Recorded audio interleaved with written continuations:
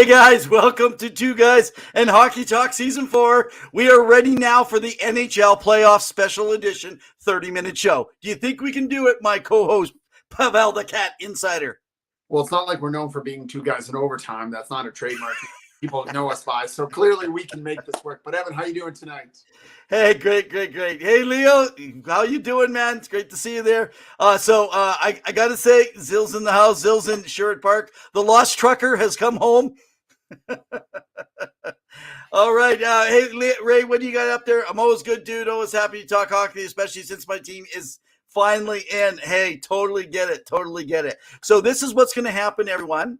Our Wednesday edition is going to be the call, and we'll give you the link this coming Wednesday. But tonight we got 30 minutes. We're going to break down half and half here tonight. I'm going to take half the West. Pavel's going to take the other half. He's going to take half the East. And, of course, I'll take the other half. And as you guys are commenting in amongst the series, we'll try and get some of your comments in and about. So forgive us if we sound like we're pushing it.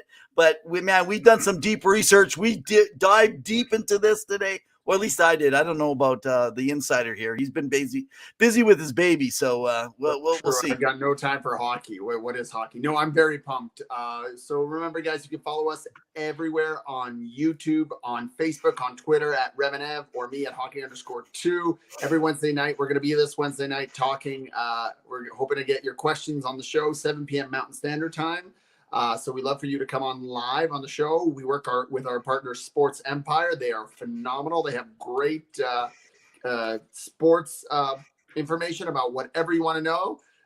They're insightful about NBA, NFL, everything going on right now. The NBA playoffs are on, so that's exciting. But Evan, do you have a beverage? I do have a beverage, bud, right here. We're about to break down half the fan bases out there because they're not going to like our choices. So why don't you get us started with the first series that was determined, the Carolina Hurricanes versus the New York Islanders, and kind of give me a snapshot of whether it's goaltending, defense, forwards, the wow factor, the X factor, and who do you think comes out on top into the top 8?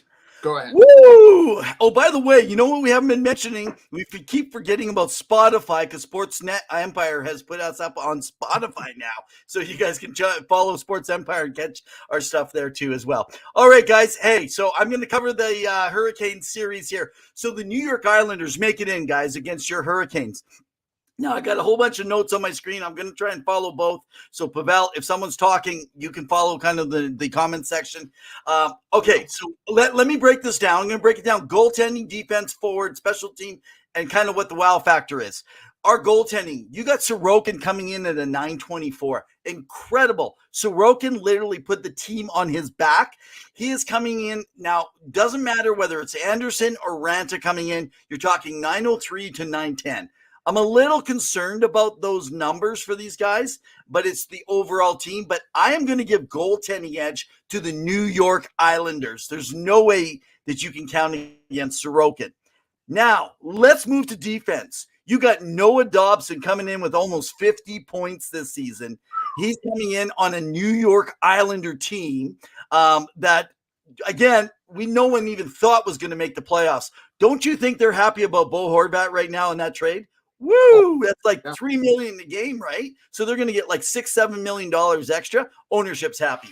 Ryan Pulock, the guy's slapper from the point. He may not have the numbers, but what I recognize going back and checking some of the highlights, when he clears a lot of people out on that point with that slap. No one usually wants to get hit by his slapper. If you remember back to the Brandon Wheating days, McCrimmon with Kelly McCrimmon of Vegas. So they got some defense. They seem to play that overall game, and you can always rely on Lou to kind of put a solid team together.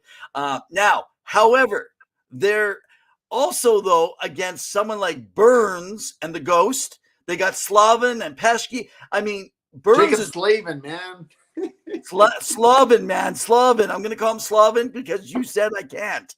Okay, so the Hurricanes, this is their bread and butter. It's really their defense. They always find a guy on the back end.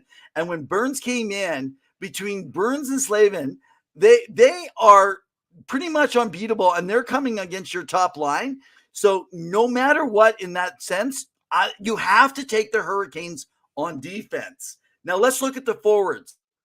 You got Nelson and Horvat, 1-2 down the middle, a great one. Frankly, I like their middle better than I like the Hurricanes, but I don't like their depth on the wing. I feel like they're aging. That's a little bit concerned. Remember TJ and the grumpy old man last season, season 3? They were worried about this. Somehow they've done well, but I think without Bo Horvat, they wouldn't be there. Now, the key here is Barzal. So far, we're not being told, unless someone else has heard something different. I was trying to see if he's back. He's back for game 1. Okay. He's been confirmed for game 1. Okay. You must have heard that either last night or today sometime. Now, I definitely think this is the difference maker if he's healthy enough, or did he come back too early? And I will always say that my surprise sleeper for forwards for them is Bailey. Can Josh pick it up? Can Josh Bailey get in there?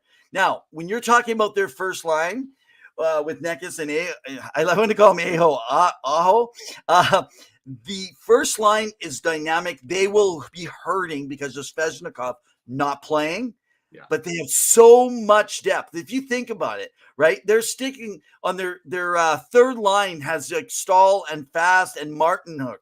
I mean, and then you're going with someone like Paul Stastny. I mean, the guy was just on the third line last year. He's playing on your fourth line with someone like Puljujärvi and Drury. So you got depth, you got power. You got to give it to the Hurricanes. My last piece to look at there, the wow factor. It's going to be Sorokin. Can he stand on his head against the Hurricanes? And when it comes to the Caniacs, that's their wow factor. It is their 13th man out there for another forward that's just scoring the hits left and right. I think they're going to influence the refs in that arena. But again, a wow factor, something to watch for is Barzal. Is he healthy enough? But depth, experience, special teams. The special teams are the second PK. They're the best second overall PK this season, while their power play was only 20th, where the power play was 30th for the Islanders and 9th on the PK. I give this totally all the way around to the Hurricanes. All right. What do you got? Right. What do you got, buddy? I'm going to go with the Islanders, but that's just me because Sorokin's going to seal the game. But you guys can let us know what the comments are below. I agree with everything. I think having Matt Barzal back will be a big factor, X factor. And I think Sorokin is the key because I worry about goaltending for the Carolina Hurricanes. They do play a good structure, but yeah. Hey, Key, how you doing? It's good to see you. So you guys can let us know comments below what you think. So is that everything for that series? Yeah, you betcha, man. You take it away. Saying Sorokin might steal a series, steal a game or two, but Carolina's defense is far superior. I will say Brett Burns has a resurgence of a career this year, so he's definitely going to be impactful. Yeah. So second series on the docket, the one that everyone's going to be excited to talk about, Toronto versus Tampa Bay. Now, exactly, there you go. Zilsha thought, I know nothing about hockey, right? You know, I just have to sound smarter than Evan. That's all it is. Go for it. Let's. Toronto versus Tampa Bay. I'm going to give you my predictions right now. Toronto can win it if they don't go to game 7. But I really think Tampa Bay's coming out and winning game 7. I'm sorry. Tampa Bay, Toronto fans, you can at me. You have Vasilevsky at net. Vasilevsky is probably the top 3, if not the best goalie in the NHL right now. I'm sorry what you say. If I am taking next to Carey Price, he is the second best goalie right now.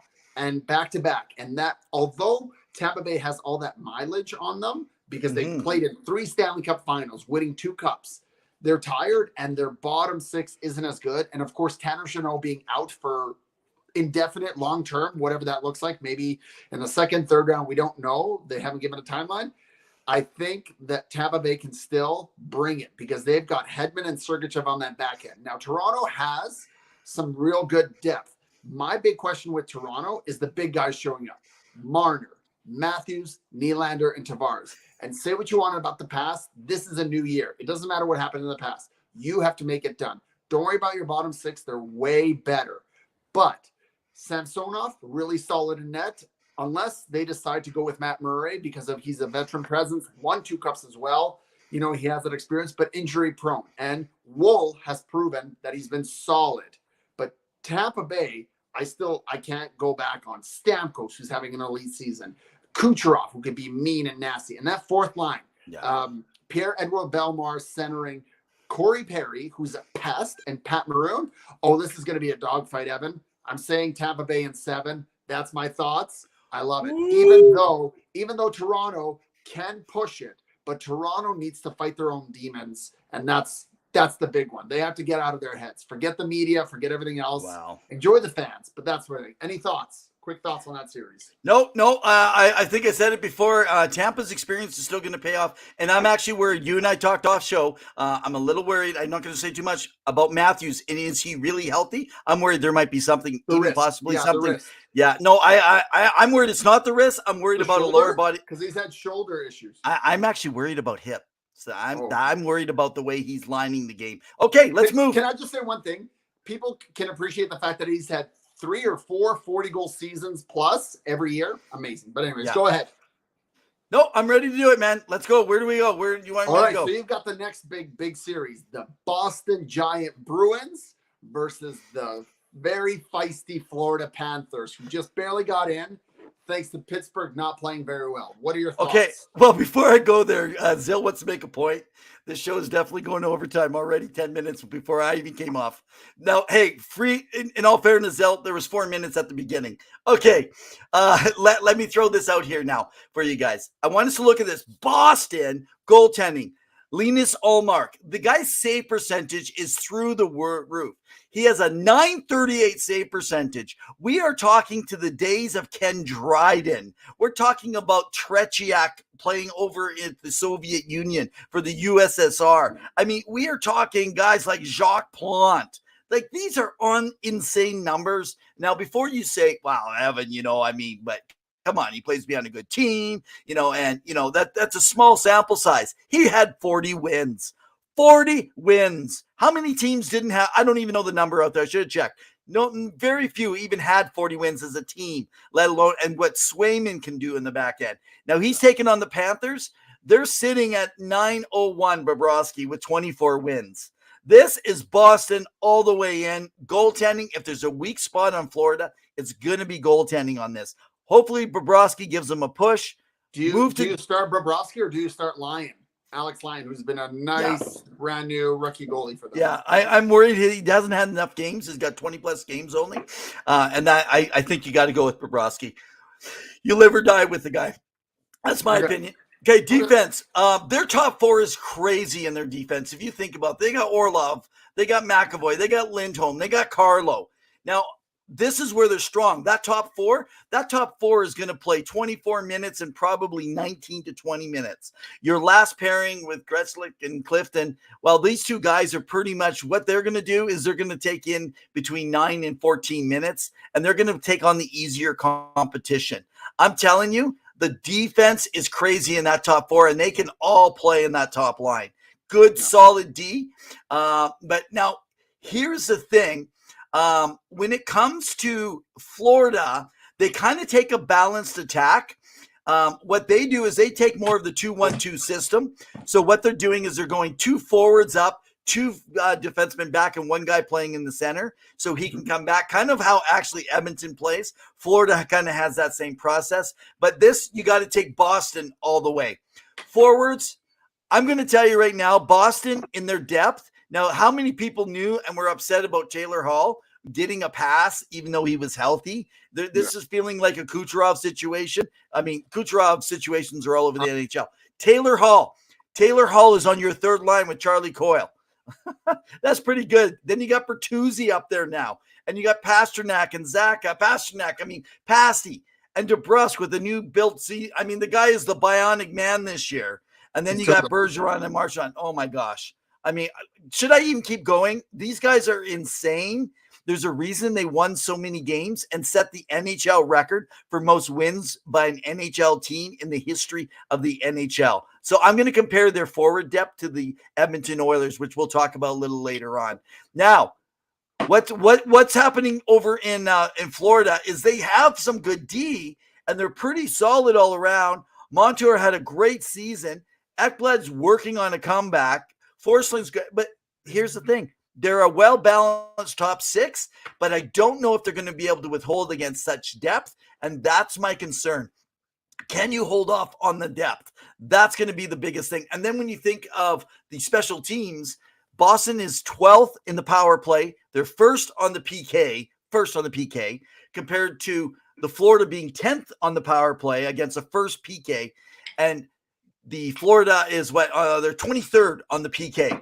So, I mean, oh man, the wow factor is a historical winning season against with some incredible depth versus now is Bennett going to be ready to go? Now again, you guys know that he's out for game I, one. So game one, there was still a decision. I just saw two things that came in about 50 minutes ago saying there could be a possibility, but they don't think. So there's like a 60-40. But here's the thing. I don't think he's coming back for the first 3 games. It's a groin is what he's dealing with. And so, maybe a late surge, but Boston's is taking this all the way. That's what I got, man. What are you feeling? Bold prediction. I agree with you. I don't know who stops that. However, I don't think Boston goes all the way. That's just my prediction because there's the President's Trophy curse, and I believe. No. They are going to beat the Panthers. So I'll agree with you there. Okay. I didn't actually. I said they're going to take this. I wasn't talking about everything. I'm talking about the first round, but okay. All right. Well, let's do it. Go. So you guys can let us know what you think the series is going to be. See, President's Trophy curse. Yeah, Ray knows what's up. So we're going to go to the final series in the East, right? And Zilch saying this is going to be the upset of the playoffs. That would be an upset if the Florida Panthers defeated the Boston Bruins. That would be wild. Again, barring injury, Boston sweep is what Key is saying. So now we got the New Jersey Devils versus the New York Rangers. Now the Devils haven't been in a while. I think it's like 5 or 6 years they haven't been in the playoffs. They're coming up against the red hot New York Rangers.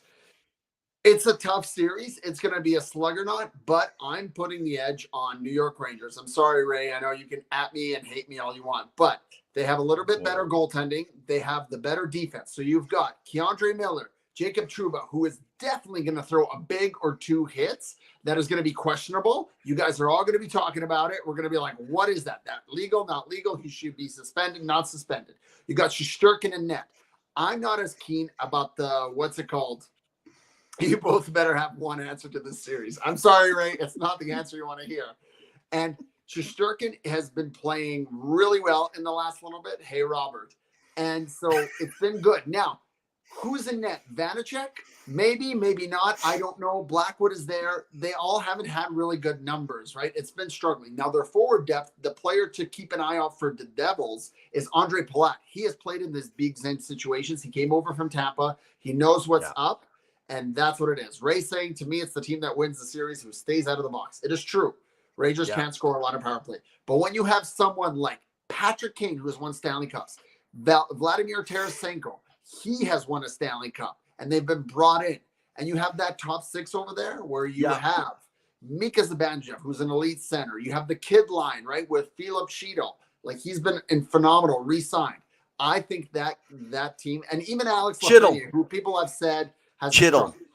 Oh, okay. Now you're correcting me. Well, how the world has turned where Evan is correcting my pronunciation. When we first started this show, I was always correcting you.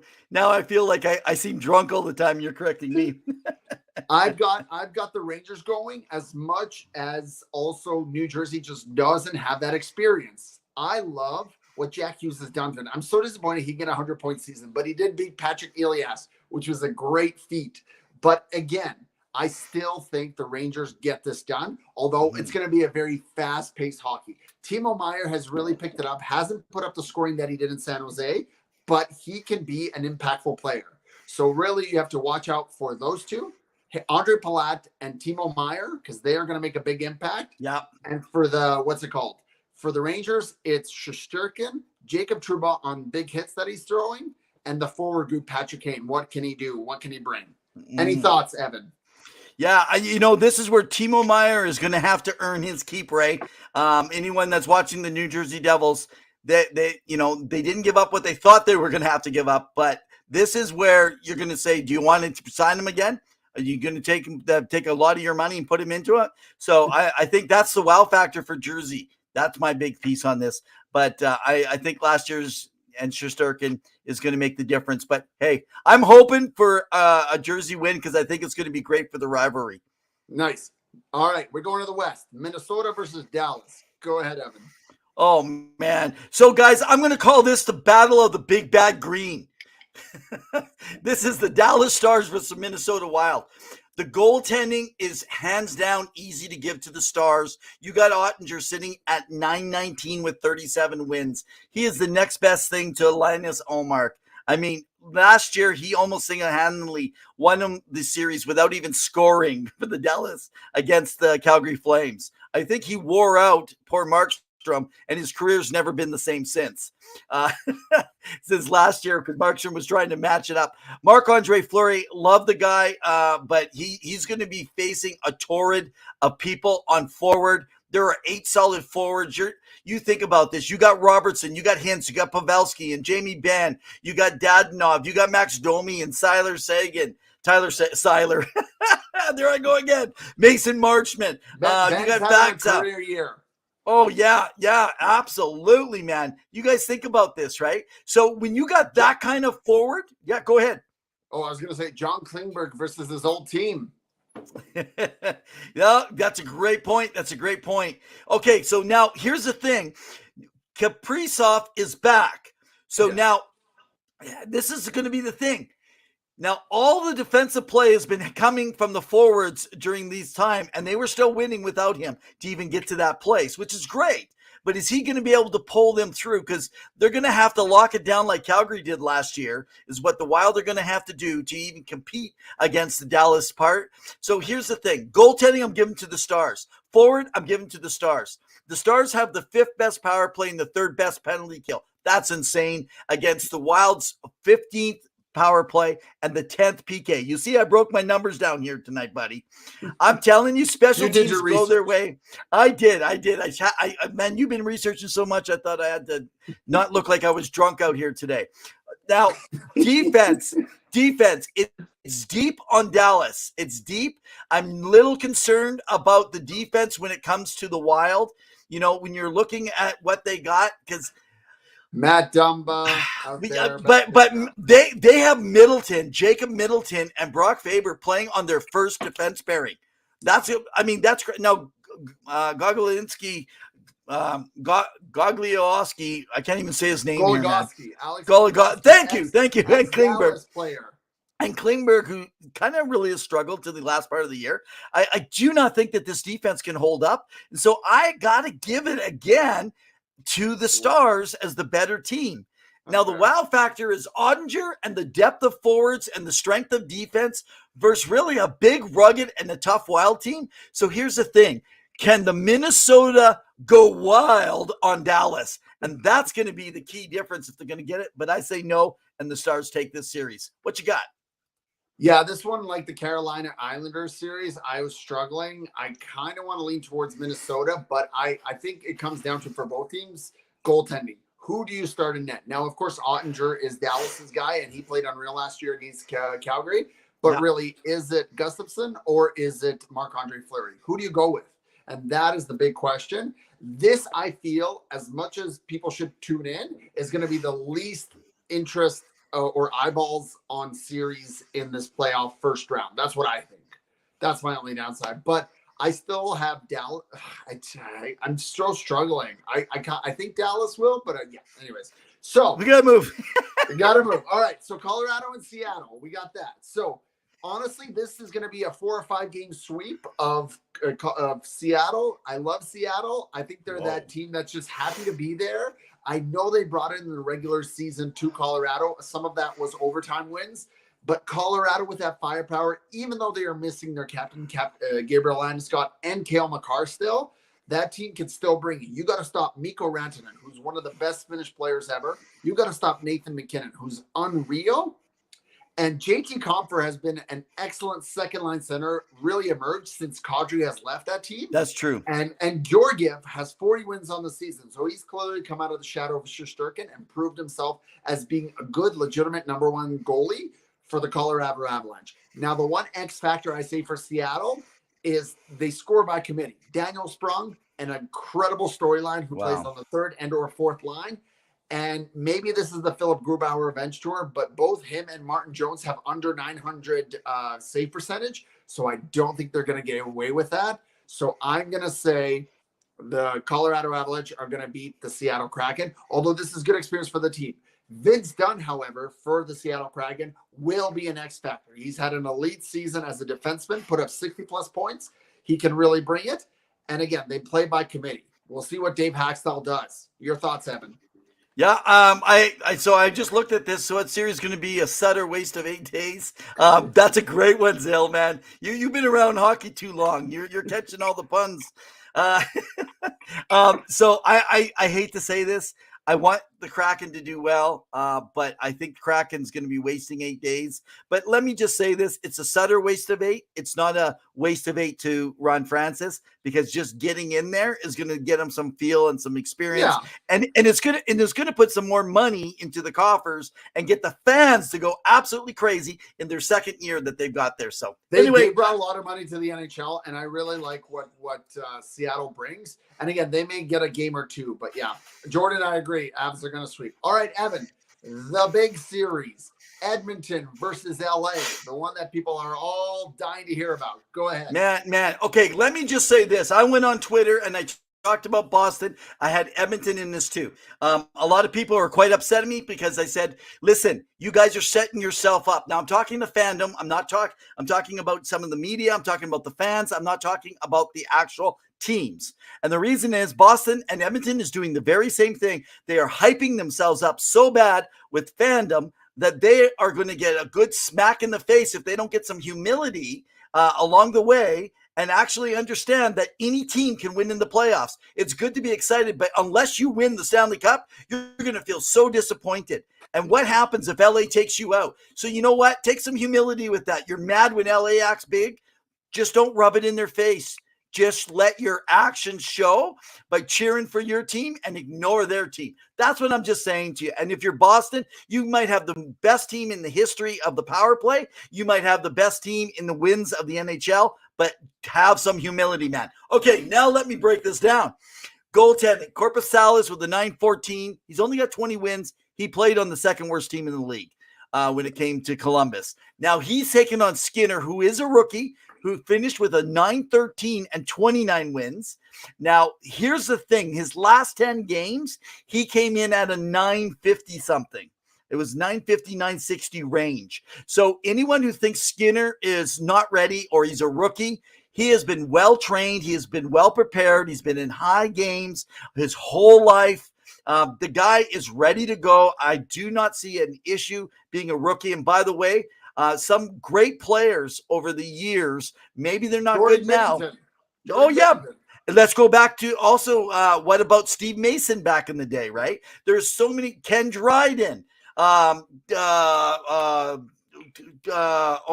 Waugh, right? I mean, we talked about him earlier, Matt Murray.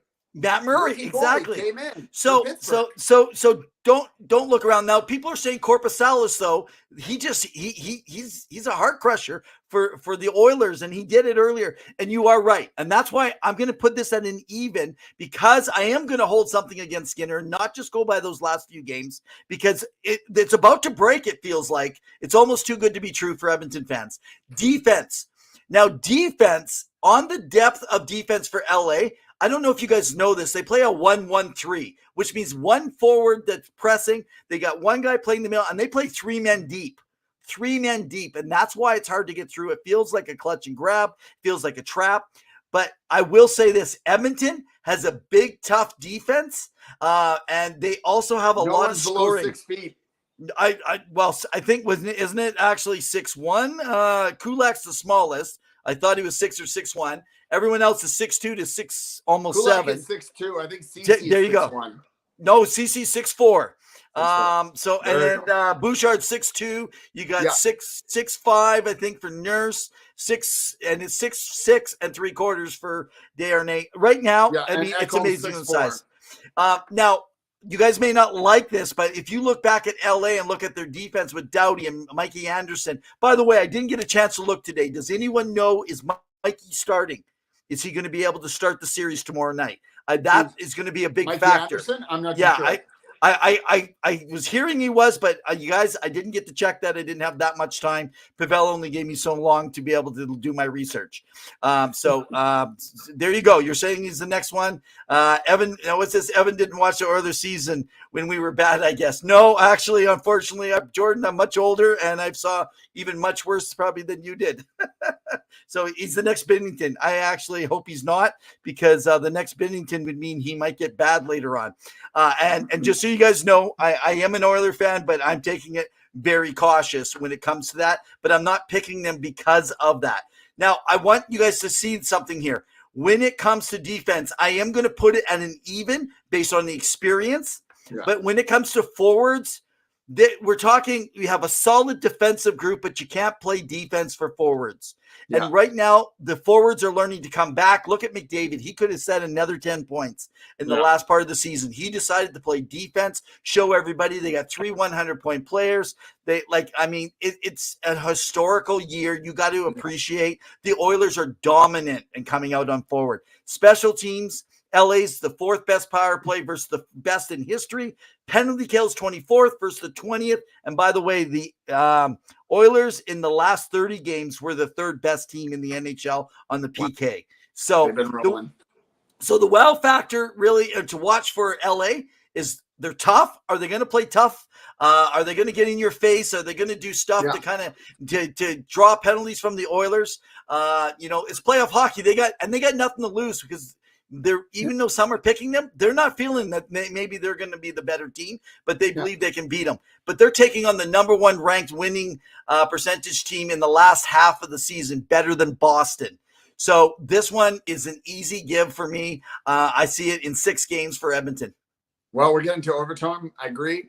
I think it's going to go to 6 games at least, because these teams really know how to battle that out. However, don't count LA out. They can definitely play the defensive game, and Anze Kopitar and Philip Danault have a very insurmountable task, stopping McDavid and Draisaitl. Right? Jordan said, "I've watched the Decade of Darkness. I have seen the worst." This is going to be exciting for Oilers fans, but temper your expectations, because when you have no expectations, you can really succeed. So definitely let us know what your thoughts are on any of these series, including LA versus Edmonton.